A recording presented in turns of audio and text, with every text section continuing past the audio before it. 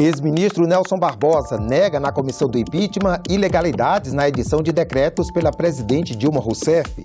Delação premiada de Sérgio Machado movimenta os debates em plenário. Regulamentação dos direitos das domésticas completa um ano e muda a vida dos profissionais do lar.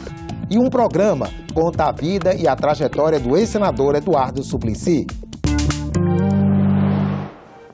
Comissão de impeachment ouve hoje novas testemunhas de defesa. Pela manhã, foi a vez do ex-ministro Nelson Barbosa. Para ele, não há ilegalidade na edição de créditos suplementares pelo governo Dilma Rousseff.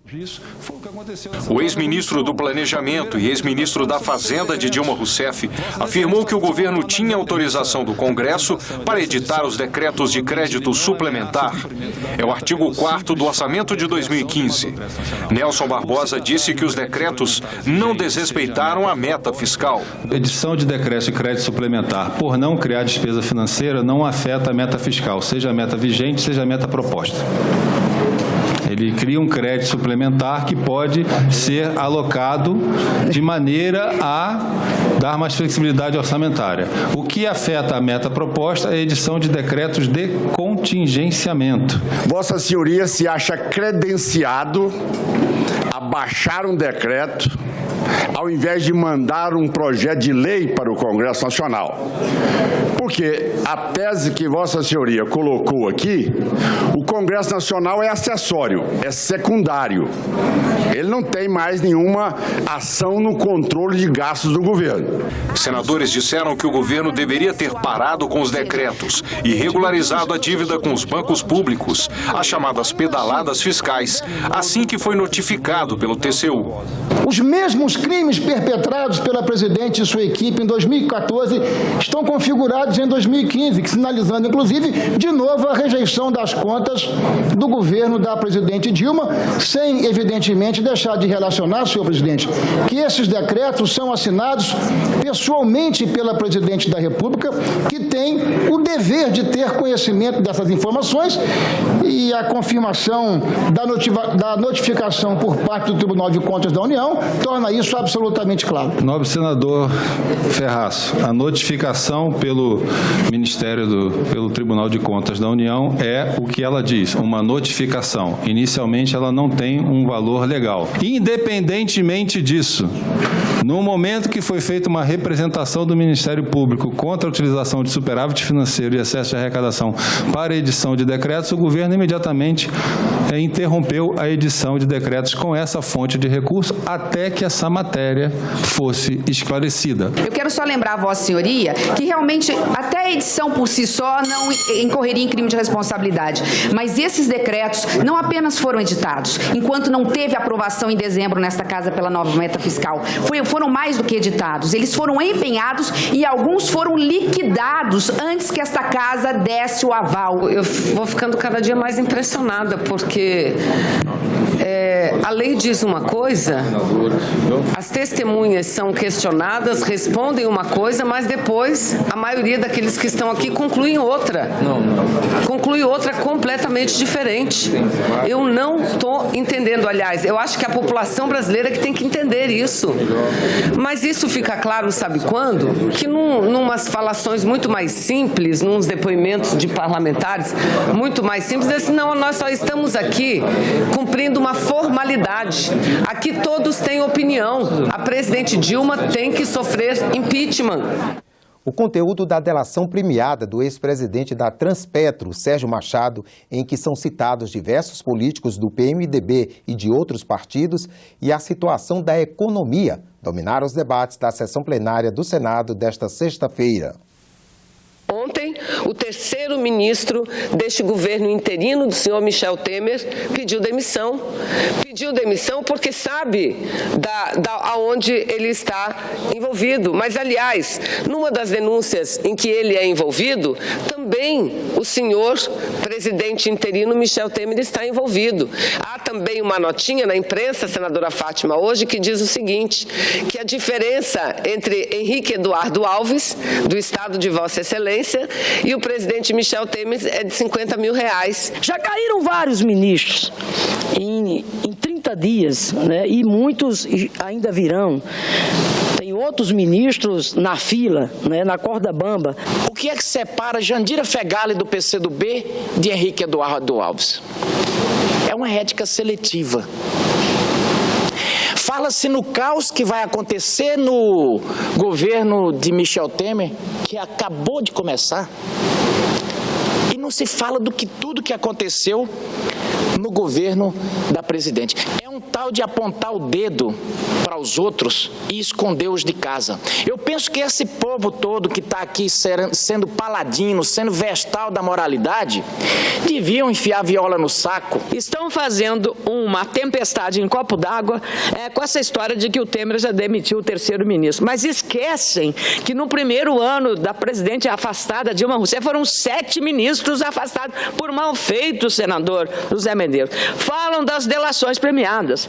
Nós, há pouco tempo, caçamos um senador líder do governo, do PT, Partido dos Trabalhadores, nesta casa, senador José Medeiros. Mas, olha só, o Vacari, quem é Vacari? Está preso. José Dirceu foi preso. Renato Duque, André Vargas foi cassado, deputado do PT. Os efeitos da crise política na economia também dividem os senadores. Não nos enganemos.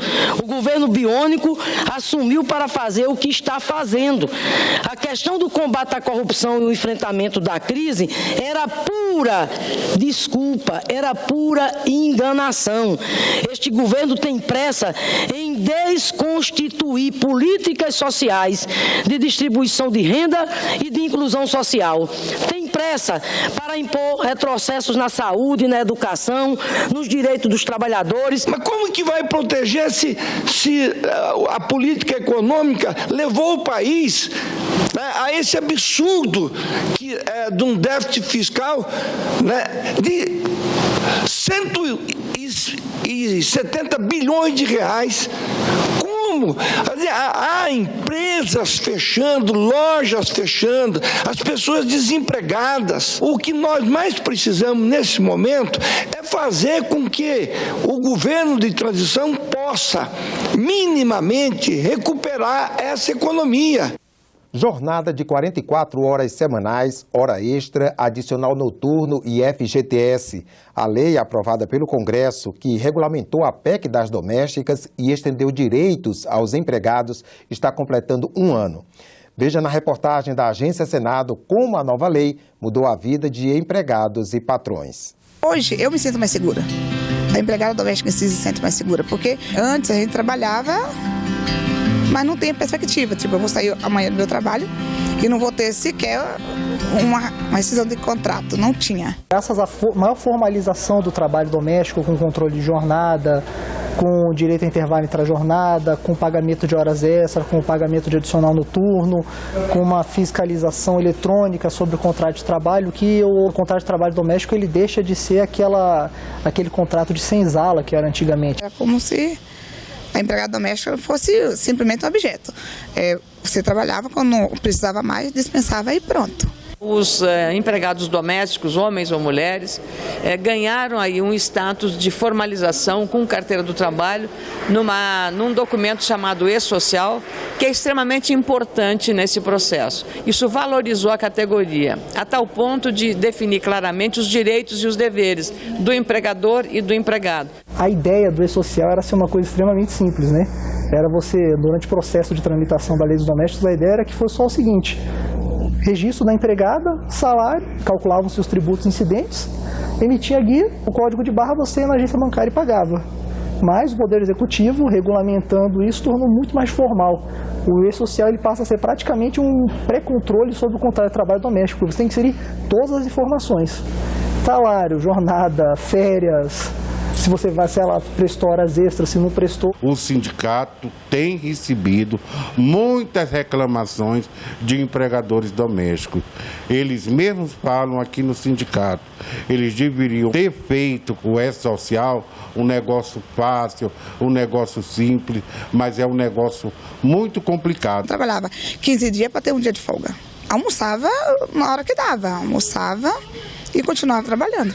passou a ser valorizado o serviço doméstico, tão valorizado que nesta crise do desemprego, muitas pessoas que estavam trabalhando no comércio ou na indústria, com a perda do seu emprego, foram buscar essa alternativa, já que ela está formalizada, as garantias do trabalho, do pagamento estão assegurados pela legislação. Eram direitos que nós almejávamos há bastante tempo.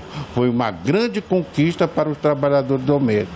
Mas, por outro lado, teve demissões. Essa formalização dificulta muito o cumprimento dos encargos trabalhistas. E isso leva aquelas famílias que não estão dispostas, ou então uma família que não tem uma necessidade veemente do trabalho doméstico, mas que tinha aquilo por uma comodidade, a demitir o seu empregado doméstico também. Então esse foi um lado ruim da PEC e da lei dos domésticos, esse excesso de formalização. A PEC da doméstica foi uma bênção pra gente, a gente esperou muito por isso, entendeu? Então hoje a gente se sente segura, a gente, um trabalhador, uma trabalhadeira honrada, né, com a PEC. Estreia neste fim de semana mais um episódio da série Histórias Contadas. O programa registra a trajetória do ex-senador Eduardo Suplicy, figura de destaque na luta pelos direitos humanos e pela redemocratização do país. Um homem na estrada recomeça sua vida, sua finalidade, sua liberdade. Esse tipo de programa, ele é focado no personagem senador. Então ele é um personagem, ele tem uma história, onde ele nasceu, como ele se educou, como foi a formação e a trajetória política dele. O cartão vermelho para você.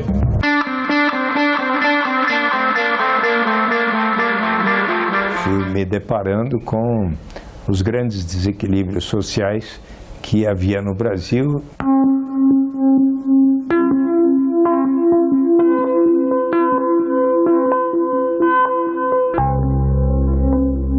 Mas um dia, ainda que hoje seja assim, nós vamos viver um Brasil muito bonito. Me digam quem é feliz, quem não se desespera, vendo nascer seu filho no berço da miséria. Eu comecei a treinar boxe.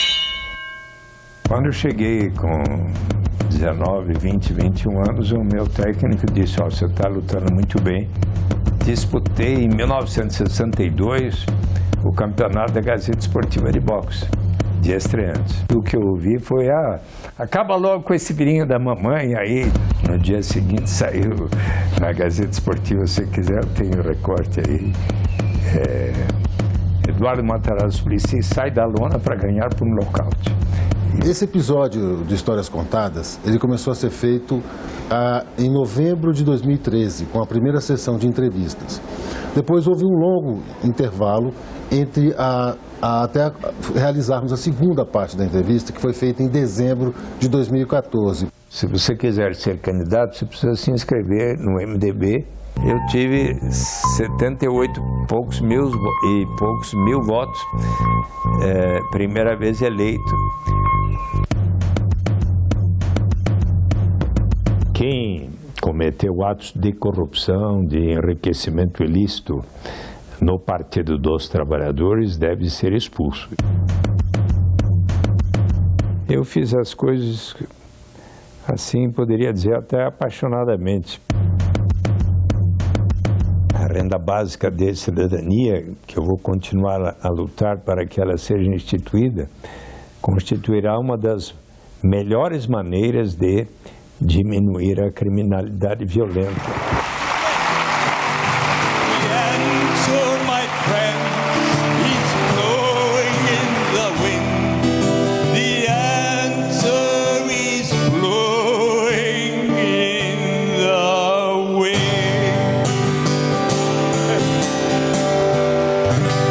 É um desafio para um editor de um programa como esse, de entrevistas longas, com mais de 5 horas de gravação, definir o que vai para o ar, o que fica e o que sai. No caso do senador Suplicy, houve uma preocupação bem grande em destacar a biografia dele, quer dizer, o momento de formação política e social do senador.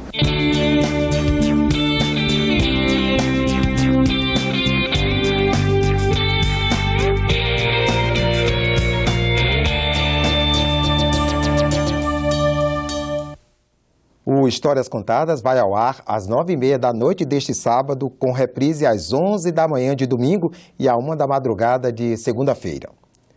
Outras notícias na nossa página na internet, senado.leg.br/TV. Obrigado pela audiência e continue com a nossa programação.